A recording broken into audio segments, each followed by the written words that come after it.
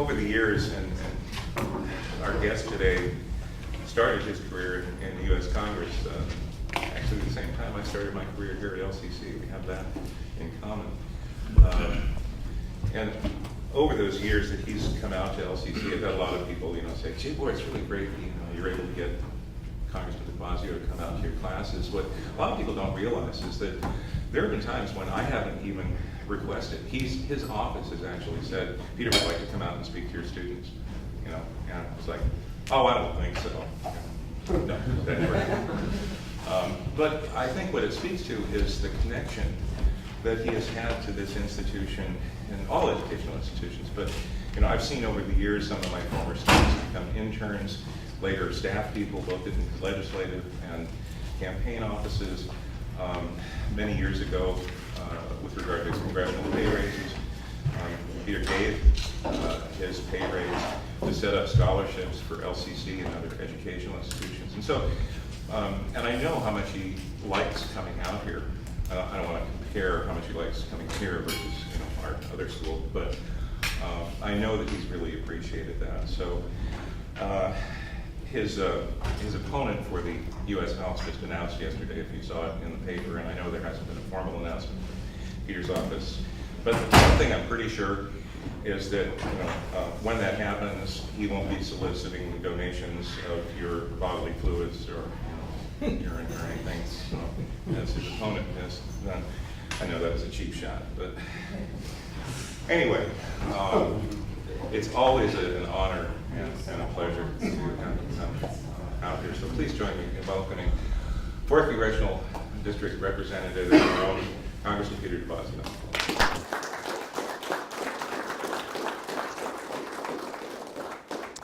Well, thanks, Steve. Yeah, I'd rather be here talking to this class any day over being in Congress. So, especially these days, we had a fairly extraordinary and unproductive October. I've developed a fairly long speech about it. I won't reiterate the whole thing to describe what happened to people, but it wasn't an accident. This actually started just after President Obama was reelected. Ed Meese met, and a guy named Michael Needham, who runs Heritage Action, met with another 34 conservative groups, and they put together an action plan to defund Obamacare, and the action plan was targeted at threatening to default on the debt of the United States. Now, because of a series of circumstances, they ended up doing two things, but it was all very well planned, and it was basically a small group, 30 or 40 radical right Republicans in the conference, drove the rest of the Republican conference to do these things. And they can do that because of threatening the implicit threat that if you don't do these radical things, you will get a Tea Party primary and that person will have a lot of money. And so it takes the more reasonable, truly conservative and or the very few moderate Republicans left, and they just went along. So we went through this extraordinary waste of time, energy, and money in shutting down the government of the United States, sort of, and then even worse, threatening to default on the debt of the United States, which would have catastrophic long-term economic impacts on this country. And in the middle of the whole shutdown, I was stuck in Washington, D.C. for 3 weeks. I think it's the longest consecutive time I've ever been there in 27 years. And so one day they decided to have a joint hearing between the Resources Committee, where I'm the senior Democrat, and Darrell Iss's committee, the head of Oversight. And it was an investigative hearing to figure out why the national parks were closed. This was some sort of a plot. And I went to the hearing, and I had a fairly simple answer, something I guess that was beyond their comprehension, which is there's a really simple reason why the national parks are closed. The national parks are part of the federal government, and the federal government kept only things that were considered under the law to be essential services funded. Air traffic control, border protection, things like that. But non-essential services are to be closed. That's the law. So at the beginning of the hearing, I just said, look, we can just kind of short circuit the whole thing here. And I wondering who's responsible, what's going on here, and I just held up a mirror and I said, look in it, this is it. But that was it. I mean, they found out, gee, people love their parks, and they're kind of pissed off that parks are closed. Well, we'll pass a whole bunch of separate bills to refund little parts of government wherever we get pressure, was their tactic. The Senate didn't go along with it, so that didn't work real well, and in the end, they had to back down, and they absolutely got nothing. Nothing changed whatsoever. The estimated cost to the economy is about $24 billion for this stunt, and a whole lot of lost productivity and money for the federal government because everybody got paid for not working.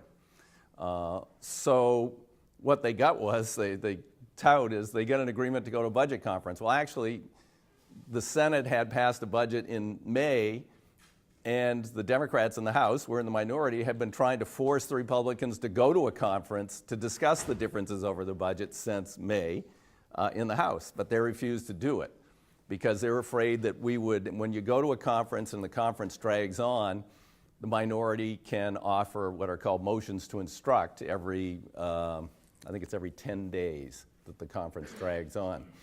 And Speaker Boehner said he's not going to put up with that. He's not going to have us offering motions to instruct, which will be political gotchas, like, on Ryan's plan to privatize Medicare or something else. So they refused to go to conference. And that's what they got out of the deal is, well, let's restore the legislative process and they'll go to conference. So now they're having, or not having, who knows what's really going on, potential conference with a deadline of mid-December to adopt a joint budget resolution.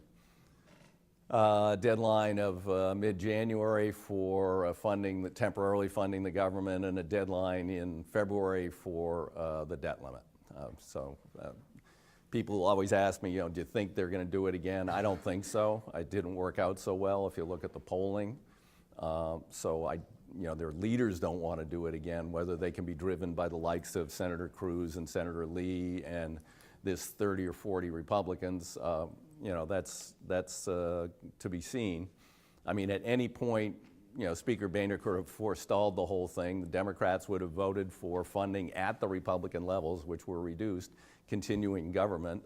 We would have voted for it, but he adopted a position that he couldn't put up something that he couldn't win with only Republican votes. And since they only have 35 members, that means they can only lose 17 votes. And with 30 or 40 Republicans threatening to vote against it, he wasn't willing until the end to continue to fund government with Democratic votes.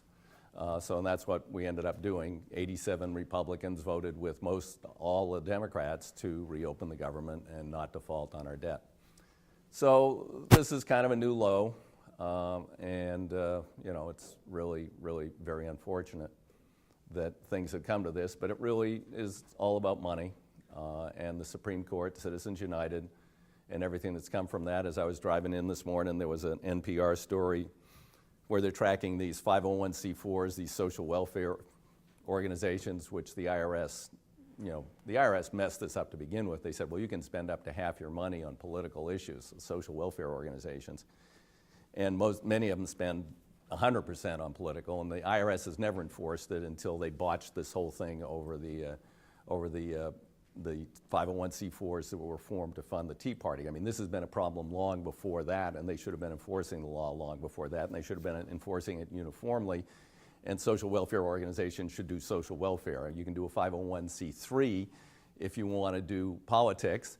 The problem is for rich people is that you have to disclose your donations if you give to a 501c3. If you give to a 501c4, your donations are secret. A story on NPR said that 501c4 spending on campaigns went from $3 million 8 years ago to $240 million this year. $240 million. That's an 8,000% increase. And this is because ultra-rich people who own businesses who are representing ultra-right-wing views don't want to have their name associated with these campaigns because they're afraid they'll lose customers. So now they can give secretly, and it's an incredible perversion of the process. We need to undo Citizens United. Unfortunately, we can only do that with a constitutional amendment. We need to say corporations aren't people, money isn't speech, and allow the regulation of spending in elections. But it would take a constitutional amendment or a very different Supreme Court. So that's one thing on the to-do agenda. I mean, the number one thing on every American's list is something Congress is spending very little time on, which is putting people back to work in this country, making productive investments to put people back to work. That's sort of my enduring cause célèbre. I'm very senior on the Transportation Committee. We have a national transportation system that's fallen apart. It gets about a D from the American Society of Civil Engineers. We have 140,000 bridges that need repair or replacement in the country.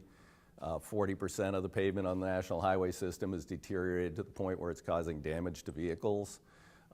Our transit systems have a $70 billion backlog for state of good repair, not building new, more efficient ways to move people with new transit. $70 billion backlog just to bring the current transit systems up to a state of good repair.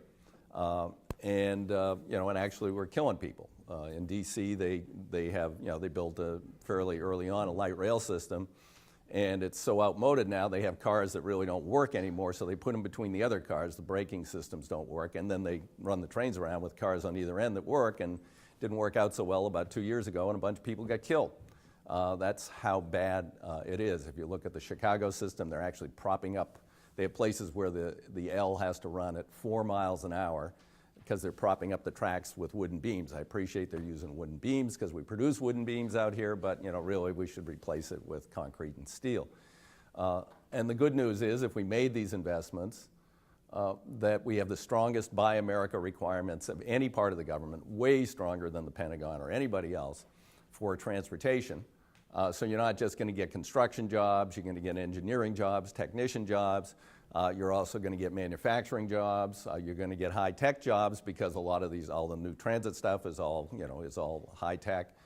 So you could see an incredible amount of employment, big boost to the economy, make us more competitive internationally, would waste less fuel here. You deal with climate change, you deal with employment, you deal with international competitiveness, and you put a lot of people back to work. The problem is part of this new group that came in 2010, these Tea Party people say that they don't believe the federal government should invest in a national system of transportation. This sort of defies the fact they do like to wave their little pocket constitutions, and in the pocket constitution, they do mention roads, actually. It is mentioned in the Constitution. George Washington started building roads and waterway projects, first president of the United States. This is kind of a long-term accepted thing that the federal government will try and facilitate the movement of goods and people. They're saying no, because they have this guru, Grover Norquist, who runs a group, and his objective is a government so small he can drown it in the bathtub. And he has said, no, these duties should devolve to the states. The states should somehow figure out how to coordinate and fund and run a national transportation system, all 50 of them. Now, we tried this actually, and I have a great poster. I didn't bring it today, but it's a poster from 1956, cover of Life magazine, and there's this beautiful, it's an aerial shot, and you see this beautiful new concrete highway sort of coming out of the distance into here, and then it kind of ends abruptly at this really weird angle. And you go, wow, what's that? And if you look closely, you see it's furrows. It's a farmer's field. This is Amos Schweitzer's field. Kansas had an agreement with Oklahoma, let's build a turnpike. Kansas built the turnpike. Oklahoma said, nah, we got money trouble, we can't build it. So for several years, people launched themselves off the end of the brand new turnpike into Amos's field. They built barriers, people knocked them down, trucks crashed through it. Anyway, until Dwight D. Eisenhower, Republican president, passed the National Highway Bill, Oklahoma didn't build their section of the turnpike. We have tried devolving these duties to the states. It doesn't work. And it's a stupid idea in the 21st century, and it didn't work in the 20th century. So we're having, a fight I never thought through my years in Congress, because the Transportation Committee has always been very bipartisan. I did phenomenally well for Oregon when we did the last long-term transportation bill, when the Republicans were last in charge, because it was a bipartisan issue. And they recognized problems we were having with our interstate, having to do with simultaneous bridge failure because of construction techniques that we used that were 1950s techniques. So, now we're having to fight over that. Now, Bill Schuster chairs the committee, is a reasonable Republican, and he knows that, he believes it. The problem is he now, because we passed a water resources development bill, which is pretty modest given the needs of our whole system. I got one really good provision in there we're going to start spending. We have dedicated money that should pay for water resources, but the money's being diverted to other things, and we're going to start recapturing that money, making it into more like a real trust fund. And one provision I got in the bill is the Corps would be mandated to start dredging small ports again. They've stopped dredging all small ports. I got harbors that are shoaling in. People are going to die going over the bars. So I got a provision in for that. And so we passed that bill. And even these Tea Party people are standing up saying, oh, this is good for America and all that. It actually raises taxes on inland waterway users, but they pretended it didn't, said it was just a fee. The inland waterway users actually asked for an increase in the fuel tax, and if the money would be dedicated to helping with all of our system that's collapsing. And so he has a Tea Party primary now, and basically says to me, we can't do anything on funding or the surface transportation bill, which expires on October 1st, until after my primary. So that's kind of what's going on. People are running scared from this big right-wing money that is essentially libertarian anarchist money. It's very, very, very destructive. So there's that. Lots of other things going on, but at this point I'd be happy to take questions. Jeff. So we talked about a lot of problems that were happening. What is your crowning achievement in office so far? I apologize, I know very little about politics so far in my life. And where have you fallen short for us? Crowning achievement. It's hard when you've been there a long time to pick out any one thing. I mean, I mentioned one, which was probably the biggest money thing I ever did, the benefit of the state, was in the surface transportation bill called Safety Lou. Oregon was having a multi-billion-dollar problem with its interstate bridges. We put up bonds to deal with it. It wasn't enough money. We raised our own gas taxes, and I got an extra $200 million dedicated to Oregon for that bridge problem. In part went to the new bridge over the Willamette and other projects. Built a bridge down in Douglas County they've been waiting for a long time for access off the freeway. So that, in terms of money, and then I also got the formula changed so that Oregon got another $200 million. So I basically brought about $400 million into Oregon, and it's still bringing money in because the formula changes have persevered. So we get about an extra $30 million a year from the federal government. So if you want to talk money and impact in terms of jobs and dealing with problems, that's probably the single biggest thing. I was a major contributor to something when the Clinton Forest Plan was adopted that guaranteed revenues to counties. It's a very long story because that's been up and down, and we've had them canceled and renewed, and I played a real strong role in that, which has provided for good for essential public services in my counties. Now I'm trying to solve it a different way by changing the way we manage these lands that benefit the counties. That's not yet done, and we'll see. I've got a bill out of the House. Senator Wyden's working on a bill, but it's a long time coming. We'll see what happens. On a more pedestrian level, I have, I think, the best and strongest casework staff in Congress. I was a caseworker for a congressman, and so people who have problems with the federal government, we are tremendous advocates for them. There are literally thousands of people every year who are having problems with Social Security disability, Veterans Administration, other agencies of the government who we help and help make government work better to serve their needs. And then Steve mentioned my scholarships, which is, not when I was first in Congress and they took a big pay raise and we were running huge deficits, I said, I'm not going to take a pay raise until we balance the budget. So that amount built up pretty big with adjustments in pay until we did balance the budget in the Clinton era. And then I took part of the pay raise, but I wanted to continue my scholarship program because I felt so good about it. So I've continued it, and I don't know now, put I don't know, 200, I should get the number, but it's a couple of hundred scholarships at community colleges. And it's not a lot of money for each scholarship, pay basically one term tuition for community college, full load. And I think there's a little money left over at some of the schools. Some are more expensive, some are less. I give it at 5 community colleges, 2 scholarships, so 10 a year.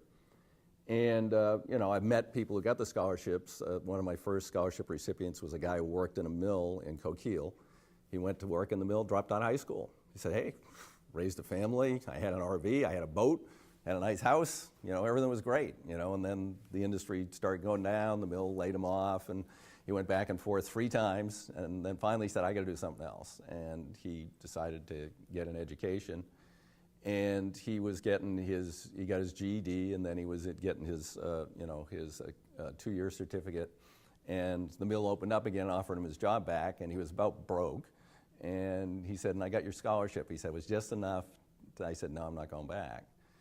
And he went from not having a high school degree to having a master's degree in, I think, 3.5 years. And then became the superintendent of school in Powers, and now he's the superintendent of schools out in Ontario. So, that's a pretty good thing. I mean, helping one person that much, change their life is something I can be proud of. So, those are a few of the things. I mean, there's a lot of other stuff that's ongoing. I got the federal. It's a big controversy now. A bunch of environmental groups were opposed to my timber bill. They say it's just easy, just ban log exports. I said, well, I actually did ban log exports from federal lands, and the lands that in question my bill will still ban log exports. And they said, well, ban private log exports. I said, well, I tried to do that and I got crushed. And beyond that, now that we've joined this World Trade Organization, this job-killing agreement to export our jobs, we can no longer restrict the export of any private resource that's not in short supply, which means coal, got to export it if someone wants to export it. Raw logs, got to export them if you want to export them. So I got the federal ban, and now I've figured out a way the state could tax the logs and then provide an incentive to manufacturers so the tax would only fall on logs that are exported, but it wouldn't violate the tariff restrictions of the federal laws. So that's a work in progress. A lot of things like that. Yeah. Could you, following up on that, could you please speak to the parts that are currently in the public domain regarding the Trans-Pacific Partnership? Oh, well, the Trans-Pacific Partnership has been described by some, it's a pending trade agreement. It's been described by some as NAFTA on steroids with Asia. And we all know how well NAFTA's worked out. I've never voted for one of these free trade agreements and pointed out their deficiencies all the way along in terms of hollowing out our middle class, our manufacturing capability and all that. Trans-Pacific Partnership would be like the last final absolute nail in the coffin for the United States of America in terms of manufacturing and a whole bunch of other things. It is being negotiated in secret on an ongoing basis. 500 corporations are provided all of the materials. Members of Congress, if we want to review the pending agreement, we have to go downtown in Washington, D.C. They put us in a locked room. You can't have staff, you can't have a pen or pencil, you can't have an electronic device, and you can read through the hundreds or thousands of pages of the agreement, and that's it. Yet the corporations get it through secure email, and they can sit there, and then their lawyers say, hey, change this. And so, but that's the way these trade agreements are. They are designed for multinational corporations to benefit them, not to benefit the American economy, not to benefit American workers, not to level the playing field, not to protect the environment, not to protect abuses of labor overseas. They're just designed to facilitate multinational corporations' profits. And so it's not atypical. They're trying to get something done by the end of the year. The president does not have what was used for NAFTA and the WTO, which is called fast-track authority, which means once the president negotiates the deal, the president can bring it to Congress and say, okay, you get 60 days to do this. You can't amend it or change it in any way. You have to vote it up or down. And what that brings is, the administration, I was there for NAFTA, I was there for the WTO, and they come in and say, oh my God, you're right. We'd point out, this really stinks. Look at this and this and this and this. And they say, yeah, you're right. Those are big deficiencies. But hey, we'll fix those later. It's up or down now. You don't want to destroy 7 years worth of work, do you? Because if you vote against this, then these countries will walk away. No, they won't walk away. We could amend these agreements. They desperately want these agreements with the U.S. They're getting a very sweet deal now because it totally advantages them. Probably the best we could do if we could amend it is just maybe level the playing field or make it a little better.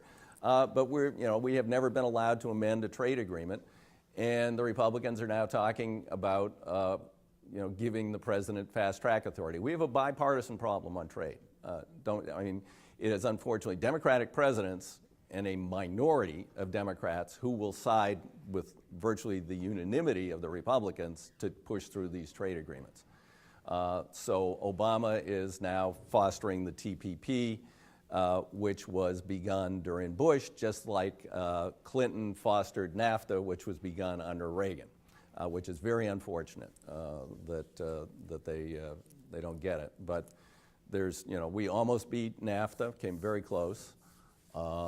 And we're organizing against fast track, and we think that we can beat fast track because there will be, and this would be good time to have these sort of anarchist libertarian Republicans on our side, that these same 30 or 40 who believe the federal government should be shrunk to the point where it drowns in the bathtub, they don't want to give Obama fast track authority. So with 30 or 40 Republicans, if they will stick with us, they'll get a lot of corporate pressure to not do that. And we'll get enough Democrats, I think we can defeat it. And then it would have to come up in amendable form, which would be a very interesting exercise. Yeah. What do you think the chances are of getting student loans, the interest rate on student loans reversed back down to a lower level where students can afford to pay their loans back? Well, there was a compromise reached on that issue, which was not to my satisfaction. I'm actually a sponsor of a bill Elizabeth Warren introduced in the Senate, which is much simpler. We said we will give students the same rates we give to Goldman Sachs, which is at this point virtually nothing, 0.4%, which I think would be a better investment in the future of the country than giving the banks money that they just turn around and arbitrage and make more money on, or they gamble with and then say, oh, if we lose our bets, by the way, you got to bail us out because that was your money. The way this all worked was many years ago, a former president of the U of O came in to me and said, if we just got the banks out of doing loans and we just did all national direct student loans, we could lower interest rates and costs and not have to we wouldn't have to spend any more money, but we could give hundreds of thousands more students loans. And I said, well, that's a pretty good idea. But at the time it was very controversial, but I supported the concept, but we didn't have anything to work with. And then about 10 years after he proposed that, what was then called the Government Accounting Office, now it's called the Government Accountability Office, whatever. But anyway, they do a lot of the number crunching, and they crunched the numbers, and they said, oh, look, here are the federally guaranteed bank-sponsored loans. And the way it worked was banks could lend money to anybody, and as long as you were paying, they kept the loan. As soon as you stopped paying, they said to the government, here's the loan, give us the money. Okay, it's a pretty good deal for them. I once asked a group of bankers, I said, so let me understand that interest relates to risk, right? I studied economics. They said, oh, yeah. I said, okay, so if you have something that has no risk, shouldn't the interest rates be really low? And they said, oh, yeah. I said, well, explain to me student financial aid then, where you're charging 8%, but if it goes bad, you get all your money back. I said, why are the rates so high? And they're like, well, because it was a huge profit center for the banks.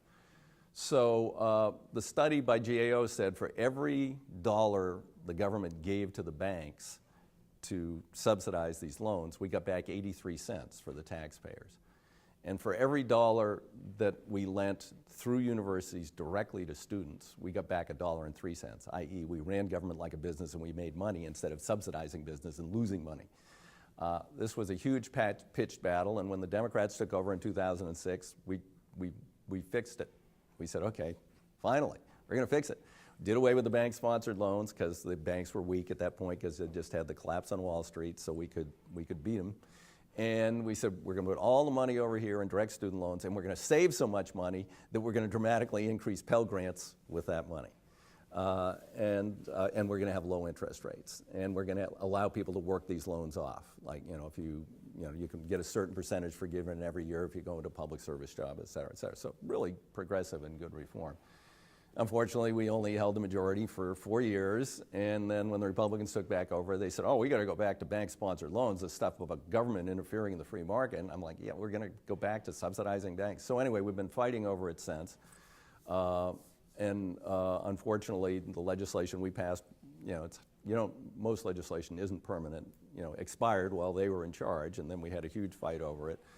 And that's when they reinstated higher interest rates, and they cut graduate students out altogether from these, and went back toward the bank loans.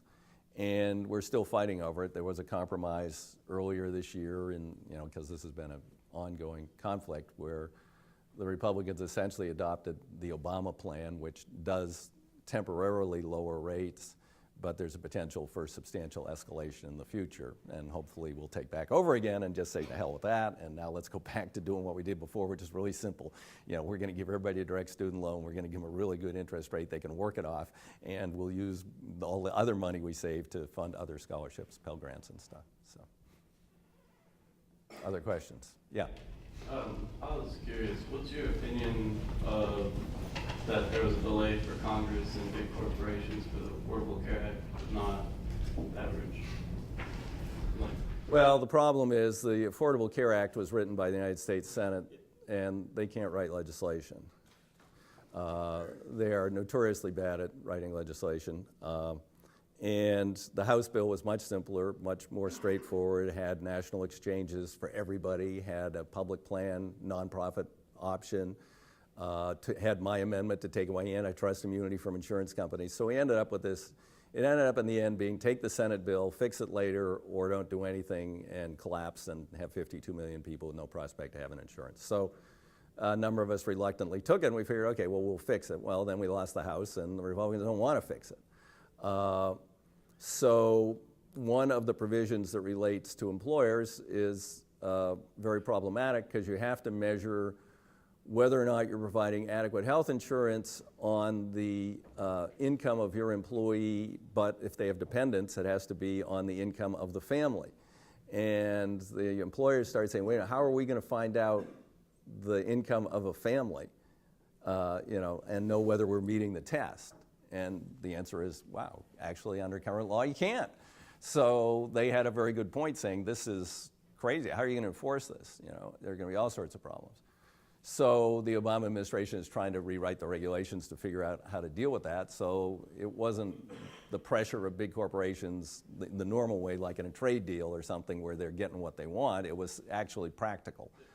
The individuals, I proposed to subsidize. I didn't like the mandate much, because I said this is going to be a huge flashpoint. Everybody's going to complain about it, and it's going to be a major problem. How about something simpler? Because what we're trying to solve is we want people who are healthy today, but might need something tomorrow, to buy health insurance, put it at a reasonable price, and incent them to buy it.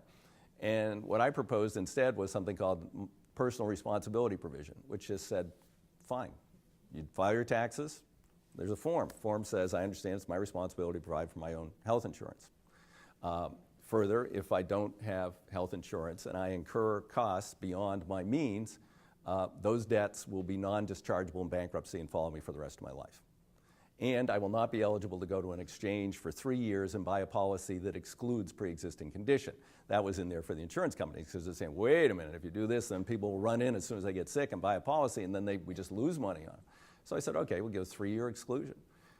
So I figure that might make people think, because I just get tired of hearing people come to my town hall saying, oh, pay for my own health care, I'll take care of it. I said, do you know what one major illness costs? Especially if you're uninsured, where they charge you 3 times as much as they charge for me because I have insurance when you go to the hospital. I mean, look at the studies on MRIs, the total cost of an MRI for someone who's insured by a big company is paid out is like $400, and then maybe you have a copayment, right? For someone who has no insurance, they go to the hospital, they'll charge them $1,400. So nobody can afford, except the ultra rich, a healthcare emergency in this country. And I said, okay, fine, let's do it this way and see how I think that would have got people's attention. But anyway, I didn't prevail, and so we have the individual mandate. it's critical that you get people into the plans, because otherwise you're just going to attract people who can't already get health insurance. Like the guy, there was a story in the Register Guard, this from Christoph yesterday, the day before, it was in the New York Times on the weekend, about, he's from Oregon, but he somehow got in touch with this guy who's a truck driver who was having severe problems, but he didn't have insurance. He's a truck driver, he didn't go to the doctor, and by the time he went to the doctor, he had metastasized colon cancer. Doesn't have any insurance. But now he's going to be able to get insurance starting on the first of the year, and he'll maybe live that long and start getting treatment. He's going to be in a plan, but you got to get other people to share the risk. I mean, you're young, you're probably not going to have any health problems, but if you ride a motorcycle, you might have a catastrophic injury tomorrow and need health insurance. So we need to, provide an incentive to get those people in, and so delaying the mandate potentially undermines the pool, and if the pool gets undermined and it's an older, sicker pool, then everybody's rates go up, because that's the way it works now. Is nobody gets a free ride today. I mean, you may get a free ride personally, but the society doesn't. So if you go to the hospital and you don't have insurance and you don't have assets to take away, then they write it off, which means they charge everybody else who comes to that hospital for your health care. And in Oregon, the studies say everyone who's insured is paying 10% more to pay for people who aren't insured. Delaying the mandate is potentially problematic. I'm happy to do this other thing, though, which is they're saying, if I want to keep my insurance, Obama kept saying you keep it. Well, a lot of these were really crappy plans. A lot of them were $10,000 deductible, and people didn't read the fine print and know they have a lifetime limit or an annual limit, which was not very high. So anyway, the plans have been discontinued, but I'm willing to say, okay, you can keep them, but you're going to be responsible for those costs, and we're not going to let you, dump them onto other people. If like I said before, the personal responsibility mandate. I mean, they won't let you discharge a student loan in bankruptcy. Why should people be I mean, you're being responsible. You're getting an education. Something might happen that you can't get a job, and you're having trouble paying it back. You can't discharge it in bankruptcy. But why should someone who's so irresponsible to have no health insurance go to the ER, get free care, say, hey, I can't pay for it, make everybody else pay for it? No, that'll fall. I mean, if you're going to have to pay off your student loans over the rest of your life, these people ought to pay off the burden they are intentionally putting on society. Well, it's just, this stuff is, I mean, it's, you don't get this on Fox. So, yeah.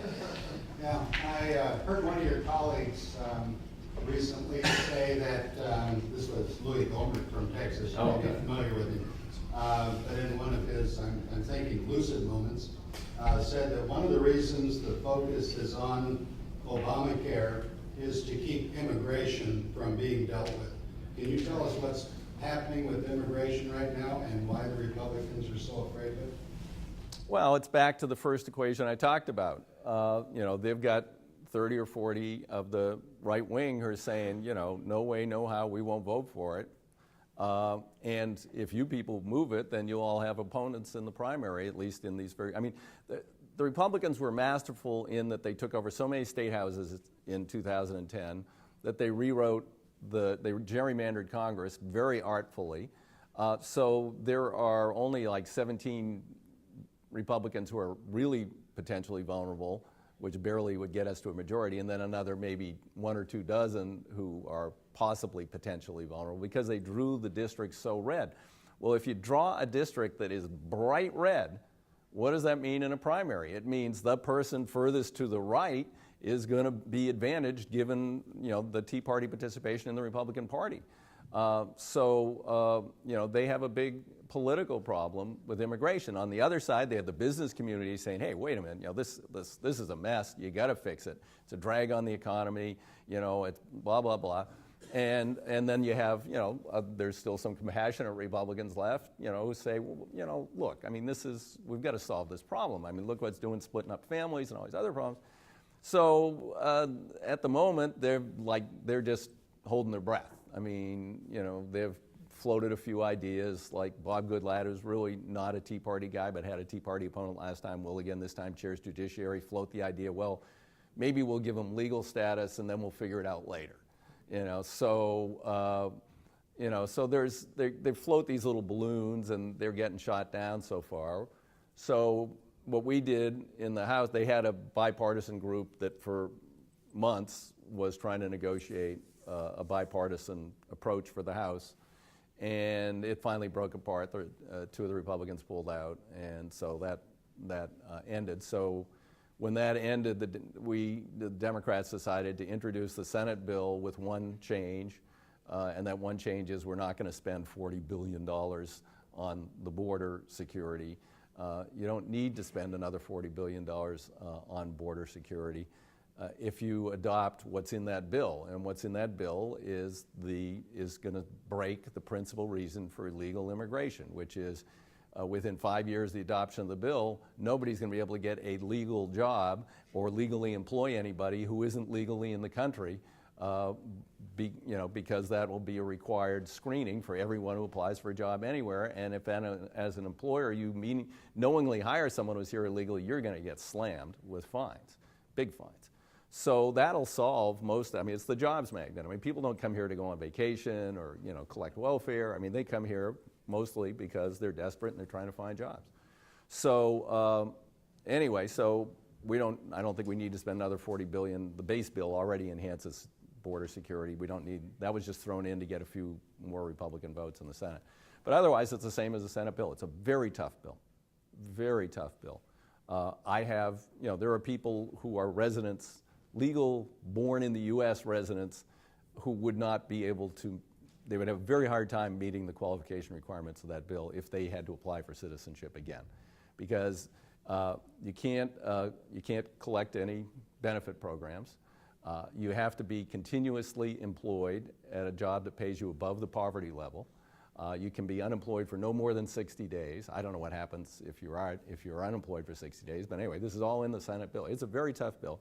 You have to go in and register with the government. You have to pay a fine.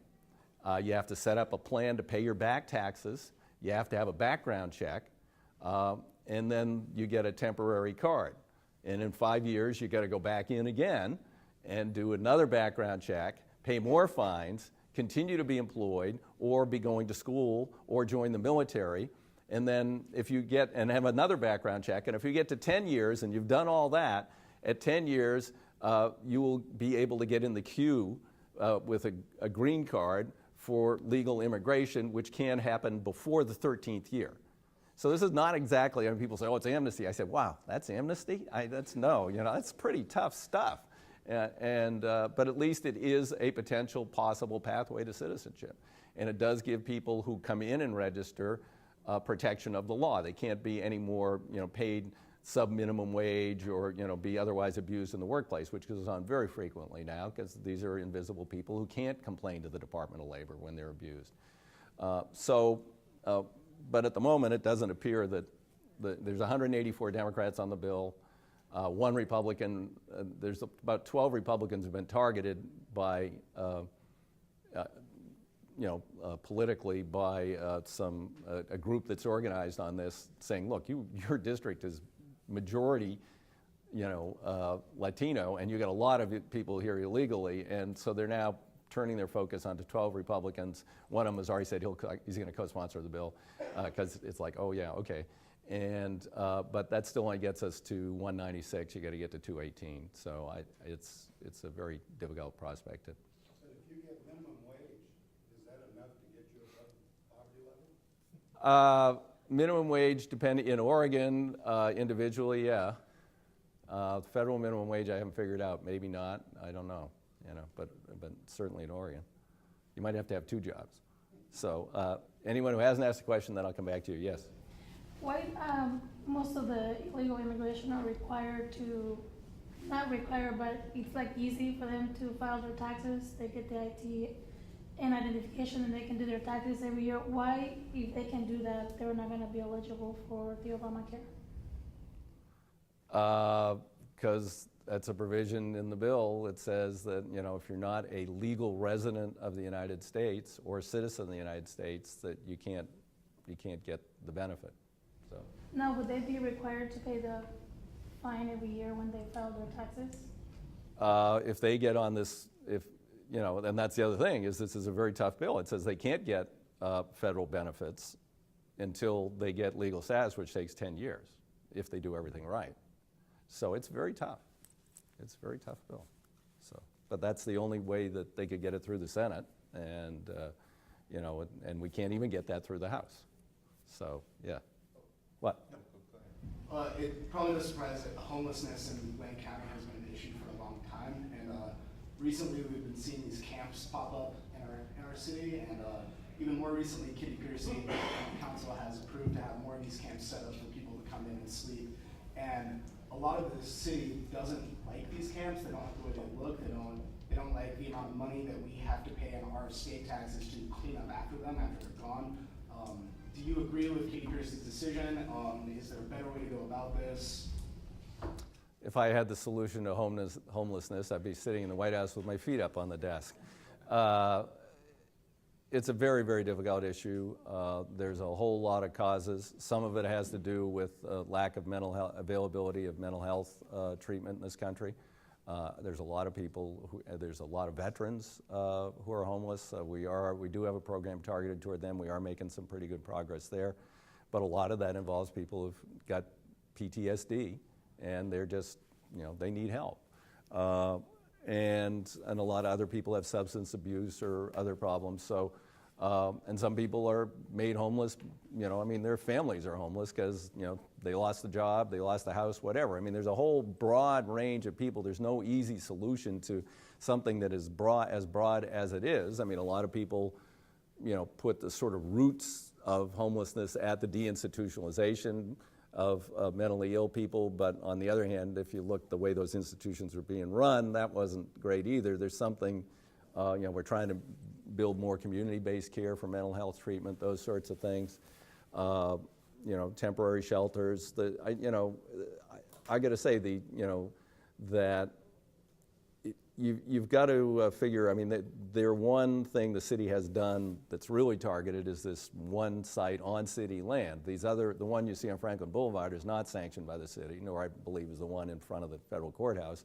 I don't know what's ongoing in terms of actions to dismantle those camps or whatever, but the city did set up one very modest one, which has these, they call them like Conestogas. They're very small. There was a very touching story in the Guard about a couple who are, you know, got married there and are living there, and it's first permanent housing they've had in a very long time. And so, you know, it's incredibly difficult. It's just an incredibly difficult issue, and that's going to take care of a handful of people out of many thousands of people. And you know, if you know, the problem is if some places aren't working on the problem at all. So if one city sets up a really good program, then people are going to say, whoa, you know, I mean, the grapevine gets it, so maybe we should go there because they won't help us here. You know, like, I mean, Portland's been cracking down a lot, you know, so I think people are looking for, you know, someplace else to go. So it's something we should try and figure out how to deal with nationally. We did have an act years ago by a guy named Stuart McKinney, former member of Congress, on, you know, to try and, for the federal government to provide money to the states to develop innovative programs, comprehensive programs to try and deal with what was then a much smaller problem of homelessness than it is today. But the McKinney Act, I don't think, gets any funding anymore. So the feds aren't helping. Unfortunately, we are out of time. I want to, first of all, acknowledge I was meant to do this at the beginning. A couple of other guests who came, Pat Albright, who is a member of the LCC Board of Education, Jose Ortal, who is here, former administrator here and now currently running for Lane County Commissioner for East Lane, and of course, most important to me, my partner, who is also Jose's campaign manager, Alex Ralph. Oh, I didn't know that. Yeah. So please join me in thanking Congressman DeFazio for. Thank you.